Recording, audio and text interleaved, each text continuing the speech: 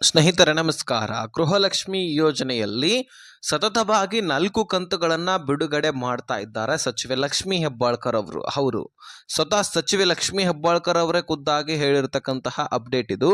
ಹಾಗಾದ್ರೆ ಬನ್ನಿ ಸ್ನೇಹಿತರೆ, ಈ ಗೃಹಲಕ್ಷ್ಮಿ ಯೋಜನೆಯ ಈ 8,000 ರೂಪಾಯಿ ಏನು ದುಡ್ಡಿದೆ ಅಂದ್ರೆ 4 ಕಂತುಗಳು ಏನಿದಾವೆ ಅವು ಯಾವ ಕಂತುಗಳು? ಈಗಾಗಲೇ ಸರ್ಕಾರ ಬಹಳಷ್ಟು ಕಂತುಗಳನ್ನು ಪೆಂಡಿಂಗ್ ಉಳಿಸಿತ್ತು, ಅವುಗಳನ್ನು ಕ್ಲಿಯರ್ ಕೂಡ ಮಾಡಿತ್ತು. ಮತ್ತೆ ಈಗ ಸಾಕಷ್ಟು ಕಂತುಗಳು ಪೆಂಡಿಂಗ್ ಉಳಿದಿದ್ದಾವೆ.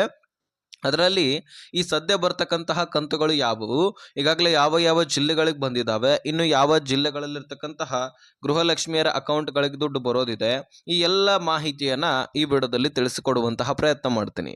ಸೊ ತೀರಾ ಇಂಪಾರ್ಟೆಂಟ್ ಮಾಹಿತಿ, ರಾಜ್ಯದ ಎಲ್ಲ ಗೃಹಲಕ್ಷ್ಮಿಯರು ಕೂಡ ಮಿಸ್ ಮಾಡದೆ ಈ ವಿಡಿಯೋನ ಕೊನೆವರೆಗೂ ವಾಚ್ ಮಾಡಿ. ಸ್ನೇಹಿತರೆ, ಈ ಗೃಹಲಕ್ಷ್ಮಿಯಲ್ಲಿ 4 ಕಂತುಗಳು ಬರಬೇಕಾಗಿತ್ತು. ಈ ಕಂತುಗಳ ಪೈಕಿ ಈಗಾಗಲೇ ನಿಮಗೆ ಈ ವರ್ಷದಲ್ಲಿ 28ನೇ ಕಂತಿನ ಹಣ ಅಂದರೆ ಜನವರಿ ತಿಂಗಳ ಹಣ ಜ್ಞಾಪಕ ಇಟ್ಕೊಳ್ಳಿ, ಯಾಕಂದರೆ ಸರ್ಕಾರ ದುಡ್ಡನ್ನು ಯಾಮಾರಿಸ್ಬಿಡುತ್ತೆ. ನಾನು ಈಗಾಗಲೇ ಸಾಕಷ್ಟು ವಿಡಿಯೋದಲ್ಲಿ ಕೂಡ ಹೇಳಿದ್ದೀನಿ, 5,000 ಕೋಟಿ ರೂಪಾಯಿ ಹಣವನ್ನು ಸರ್ಕಾರ ಯಾಮಾರಿಸಿಬಿಟ್ಟಿತ್ತು.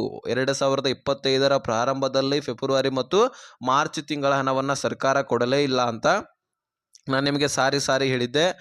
BJP ನಾಯಕರು ಇದರ ಬಗ್ಗೆ ಆಕ್ರೋಶವನ್ನು ಕೂಡ ವ್ಯಕ್ತಪಡಿಸಿದ್ರು. ಆ ದುಡ್ಡನ್ನು ಬಿಡುಗಡೆ ಮಾಡಲೇಬೇಕಾದಂತಹ ಅನಿವಾರ್ಯತೆ ಸರ್ಕಾರಕ್ಕೆ ಬಂದುಬಿಟ್ಟಿದೆ. ಯಾಕಂದರೆ BJP ನಾಯಕರು ಆಕ್ರೋಶವನ್ನು ವ್ಯಕ್ತಪಡಿಸಿರೋದು, ಮಹಿಳಾ ಫಲಾನುಭವಿಗಳು ಕೂಡ ಆಕ್ರೋಶವನ್ನು ವ್ಯಕ್ತಪಡಿಸಿರೋದು. ಇದರೆಲ್ಲದರ ಮೇರೆಗೆ ಸರ್ಕಾರ ತಲೆಬಾಕಿ ಸುಮಾರು 4ರಿಂದ 5 ಕಂತುಗಳನ್ನು ರಿಲೀಸ್ ಮಾಡಿತು. ನಿಮಗೆ ಗೊತ್ತಿರಬಹುದು, ಯುಗಾದಿ ಹಾಗೂ ರಂಜಾನ್ ತಿಂಗಳ ಒಂದು ಸಂದರ್ಭದಲ್ಲಿ ನಿಮಗೆ ದುಡ್ಡು ಜಮಾ ಆಗಿತ್ತು ಸ್ನೇಹಿತರೆ. ಇಲ್ಲಿ ಈಗ ಸೆಪ್ಟೆಂಬರ್ 20 ಈಗಾಗಲೇ ನಿಮಗೆ 24ನೇ ಕಂತು, ಅಕ್ಟೋಬರ್ 25ನೇ ಕಂತು, ನವೆಂಬರ್ 26 ಹಾಗೂ ಡಿಸೆಂಬರ್ 27 ಹೋದ ವರ್ಷದ 4 ಕಂತುಗಳು ಸತತವಾಗಿ ಬಂದವು. ಅದರ ಜೊತೆಗೇನೆ ಈ ವರ್ಷದ 28ನೇ ಕಂತಿನ ಹಣ ಅಂದರೆ ಜನವರಿ ತಿಂಗಳ ಹಣ ಇದು ಕೂಡ ಬಂತು. ಹೀಗಾಗಿ ನಿಮಗೆ 5 ಕಂತುಗಳನ್ನು ಜಮೆ ಮಾಡಲಾಗಿತ್ತು. 10,000 ರೂಪಾಯಿಯನ್ನು ಪ್ರತಿಯೊಬ್ಬ ಮಹಿಳೆಯರು ಕೂಡ ಪಡ್ಕೊಂಡ್ರಿ. ಟೋಟಲಿ 1,22 ಲಕ್ಷ ಫಲಾನುಭವಿಗಳಿದ್ರಿ. ಅವರೆಲ್ಲರ ಖಾತೆಗಳಿಗೆ 5 ಕಂತುಗಳನ್ನು ಜಮಾ ಮಾಡಲಿಕ್ಕೆ ಸುಮಾರು 12,500 ಕೋಟಿಯಷ್ಟು ದುಡ್ಡನ್ನು ಹಣಕಾಸು ಇಲಾಖೆ ಬಿಡುಗಡೆ ಮಾಡಿತ್ತು. ಹಣಕಾಸು ಇಲಾಖೆ ಯಾಕಪ್ಪ ಬಿಡುಗಡೆ ಮಾಡ್ತಂದ್ರೆ, ಸಚಿವೆ ಲಕ್ಷ್ಮಿ ಹೆಬ್ಬಾಳ್ಕರ್ ಅವರ ಮೇಲೆ ಯಾವಾಗ ಪ್ರೆಷರ್ ಉಂಟಾಗುತ್ತೋ, ನೀವೇ ನುಂಗಾಕಿದ್ರಿ ಎನ್ನುವಂತಹ ಆರೋಪಗಳು ಬರುತ್ತೋ, ಅದು ಹಣಕಾಸು ಇಲಾಖೆ ಹತ್ರನೇ ಇದೆ. ಅದು ಎಲ್ಲಿ ಕೂಡ ಹೋಗಿಲ್ಲ. 5,000 ಕೋಟಿ ಹಣ ನುಂಗಾಕಿದಾರಂತ ಹೇಳಿದ್ನಲ್ಲ, ಆ 5,000 ಕೋಟಿ ಹಣ ಹಣಕಾಸು ಇಲಾಖೆ ಹತ್ರನೇ ಇದೆ. ಅದು ಎಲ್ಲಿ ಹೋಗಿಲ್ಲ. ನಾವು ಮುಂದಿನ ದಿನಗಳಲ್ಲಿ ಸರಿಪಡಿಸ್ತೀನಿ, ನನ್ನ ಗಮನದಲ್ಲಿ ಇರಲಿಲ್ಲ, ನಾವು ಕೊಟ್ಟಿದ್ದೀವಿ ಅಂತ ಅನ್ಕೊಂಡಿದ್ವಿ, ಆದರೆ ಅವುಗಳನ್ನು ಮುಂದಿನ ದಿನಗಳಲ್ಲಿ ನಾನು ಸರಿಪಡಿಸ್ತೀನಿ ಅಂತ ಭರವಸೆಯನ್ನು ಸಚಿವೆ ಲಕ್ಷ್ಮಿ ಹೆಬ್ಬಾಳ್ಕರ್ ಅವರು ಕೊಡ್ತಾರೆ ಸ್ನೇಹಿತರೆ. ಹಾಗಾಗಿ ಆ 2 ಕಂತುಗಳನ್ನು ಕೂಡ ನಿಮಗೆ ಜಮಾ ಮಾಡಬೇಕು. ಮತ್ತೆ ಹಣಕಾಸು ಇಲಾಖೆ ಸರಿಯಾದ ಸಮಯಕ್ಕೆ ದುಡ್ಡನ್ನು ಕಳಿಸ್ತಾ ಇಲ್ವಂತೆ. ಈಗ ಕಳಿಸ್ತಾ ಇದೆ, ಯಾಕಂದ್ರೆ ಪ್ರೆಷರ್ ಬಿತ್ತಲ್ವಾ. ಇನ್ನು ಮೊದಲು ಕಳಿಸ್ತಾ ಇರಲಿಲ್ಲ. ಸರಿಯಾದ ಸಮಯಕ್ಕೆ ದುಡ್ಡನ್ನು ಕಳಿಸಿದ್ದೆ ಆದರೆ ಆ ಸಂದರ್ಭದಲ್ಲಿ 4-5 ಕಂತುಗಳು ಪೆಂಡಿಂಗ್ ಉಳಿದಿತ್ತಲ್ವಾ, ಅದು ಆಗ್ತಾ ಇರಲಿಲ್ಲ. ಅದು ಸರಿಯಾದ ಸಮಯಕ್ಕೆ ಬಂದಿದ್ರೆ ಅದು ಕ್ಲಿಯರ್ ಆಗಿ ಹೋಗ್ತಾ ಇತ್ತು. ಈ ರೀತಿ ಒಂದು ಕಂತನ್ನು ಜಮಾ ಮಾಡಿ ಒಂದು ಕಂತನ್ನು ಪೆಂಡಿಂಗ್ ಉಳಿಸಿ ಈ ರೀತಿ ಮಾಡ್ತಾ ಇರಲಿಲ್ಲ. ಸತತವಾಗಿ ಜಮಾ ಆಗಿ ಸತತವಾಗಿಯೇ ಕ್ಲಿಯರ್ ಆಗಿಬಿಡ್ತಾ ಇತ್ತು.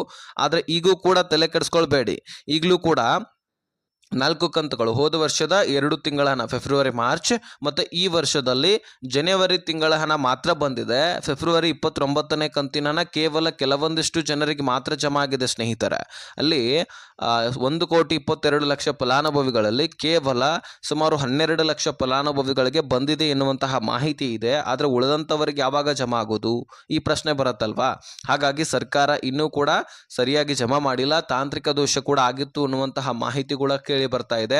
ಹಾಗಾಗಿ ನೀವು ಕೂಡ ಸಹಕರಿಸಿ. ತಾಂತ್ರಿಕ ದೋಷ ಆದರೆ ಯಾರೇನು ಮಾಡ್ಲಿಕ್ಕೆ ಸಾಧ್ಯ ಇಲ್ಲ, ಅದನ್ನು ಸರಿಪಡಿಸಲಿಕ್ಕೆ ಈ ಗವರ್ನರ್ ಸರ್ ಇರ್ತಾರೆ, ಅವರು ಸರಿಪಡಿಸೋರವ್ರಿಗೆ ಕಾಯಬೇಕು. 3-4 ದಿನಗಳ ಕಾಲಾವಕಾಶ ಬೇಕು. ಹಾಗಾಗಿ ಈಗ ಸರಿಪಡಿಸುವಂತಹ ಹಂತಕ್ಕೂ ಕೂಡ ಬಂದಿದೆ, ಸರಿಪಡಿಸ್ತಾ ಇದ್ದರು ಕೂಡ. ಹಾಗಾಗಿ ಆ ಕಂತುಗಳು ಕೂಡ ಕ್ಲಿಯರ್ ಆಗುತ್ತೆ. ಜೊತೆಗೆ ಈ ಮಾರ್ಚ್ ತಿಂಗಳು 30ನೇ ಕಂತಿನ ಹಣ ಬರಬೇಕು. ಜೊತೆಗೆ ಈ ಏಪ್ರಿಲ್ ತಿಂಗಳು ಕೂಡ ಮುಗಿದೋಗಿದೆ, ಆಲ್ರೆಡಿ ಮೇ ಪ್ರಾರಂಭವಾಗಿದೆ. 31ನೇ ಕಂತು ಏಪ್ರಿಲ್ ತಿಂಗಳದು ಕೂಡ ಬರಬೇಕು. ಹೀಗಾಗಿ 4ರಿಂದ 5 ತಿಂಗಳ ಹಣ ಬರಬೇಕು. ನಾವು ಸರ್ಕಾರದ ಒಂದು ಮಾಹಿತಿ ಪ್ರಕಾರವೇ ಹೋಗೋಣ. ಸರ್ಕಾರ ಏನು ಹೇಳುತ್ತೆ ಅಂದರೆ, ಮೇದು ಜೂನ್ನಲ್ಲಿ, ಜೂನ್ದು ಜುಲೈನಲ್ಲಿ, ಜುಲೈದು ಆಗಸ್ಟ್ನಲ್ಲಿ, ಈ ರೀತಿ ಸರ್ಕಾರಿ ನೌಕರಸ್ಥರ ವೇತನವನ್ನು ಯಾವ ರೀತಿಯಾಗಿ ಜಮಾ ಮಾಡ್ತೀವಿ ಆ ರೀತಿ ಗೃಹಲಕ್ಷ್ಮಿ ದುಡ್ಡನ್ನು ಕೊಡ್ತೀವಿ ಅಂತ ಹೇಳಿದರು. ಅಂದರೆ ಮೇನಲ್ಲಿ ದುಡಿಮೆ ಮಾಡಿದರೆ ಜೂನ್ನಲ್ಲಿ ನಾವು ವೇತನವನ್ನು ಪಡ್ಕೊಳ್ತೀವಿ, ಜೂನ್ನ ದುಡಿಮೆ ಮಾಡಿರ್ತಕ್ಕಂತಹ ವೇತನವನ್ನು ಜುಲೈನಲ್ಲಿ ಪಡ್ಕೊಳ್ತೀವಿ. ಅದೇ ರೀತಿ ಗೃಹಲಕ್ಷ್ಮಿ ದುಡ್ಡು ಕೂಡ ಜಮಾ ಆಗುವಂಥದ್ದು ಅಂತ ಸ್ಪಷ್ಟನೆಯನ್ನು ಸಚಿವೆ ಲಕ್ಷ್ಮಿ ಹೆಬ್ಬಾಳ್ಕರ್ ಅವರು ಈ ಯೋಜನೆಯ ಪ್ರಾರಂಭದಲ್ಲಿ ಕೂಡ ತಿಳಿಸಿದರು. ಹಾಗಾಗಿ ನಾವು ವರಿ ಮಾಡ್ಕೊಳ್ಳುವಂತಹ ಅವಶ್ಯಕತೆ ಇಲ್ಲ, ಕಾಯ್ದು ನೋಡಬೇಕು. ಸದ್ಯಕ್ಕೆ ಕ್ಲಿಯರ್ ಮಾಡ್ತೀನಿ ಅಂತ ಸ್ವತಃ ಸಚಿವೆ ಲಕ್ಷ್ಮೀ ಹೆಬ್ಬಾಳ್ಕರ್ ಅವರೇ ಖುದ್ದಾಗಿ ಹೇಳಿದ್ದಾರೆ ಆ ಪ್ರೆಸ್ ಮೀಟ್ನಲ್ಲಿ. ಹಾಗಾಗಿ ನಿಮಗೆಲ್ಲರಿಗೂ ಕೂಡ ಸತತವಾಗಿ ಈ ದುಡ್ಡು ಜಮಾ ಆಗಿ ಕ್ಲಿಯರ್ ಆಗತ್ತೆ. ಈ ವಿಷಯವನ್ನು ಆದಷ್ಟು ಎಲ್ಲ ಗೃಹಲಕ್ಷ್ಮಿಯರಿಗೆ ಶೇರ್ ಮಾಡಿ. ಯಾವ್ಯಾವ ಕಂತುಗಳು ಪೆಂಡಿಂಗ್ ಉಳಿದಿದೆ, ಯಾವ ಕಂತುಗಳು ಬರಬೇಕಾಗಿದೆ, ಇದೆಲ್ಲವೂ ಕೂಡ ಅವ್ರಿಗೂ ಕೂಡ ಗೊತ್ತಾಗಲಿ. ಓಕೆನಾ? ಸೊ ಈ ವಿಷಯವನ್ನು ಆದಷ್ಟು ಎಲ್ಲರಿಗೂ ಕೂಡ ಶೇರ್ ಮಾಡೋದ್ರ ಜೊತೆಗೆ ಸಬ್ಸ್ಕ್ರೈಬ್ ಮಾಡಿಲ್ಲ ಅಂದರೆ ಬೇಗನೆ ಸಬ್ಸ್ಕ್ರೈಬ್ ಮಾಡ್ಕೊಳ್ಳಿ.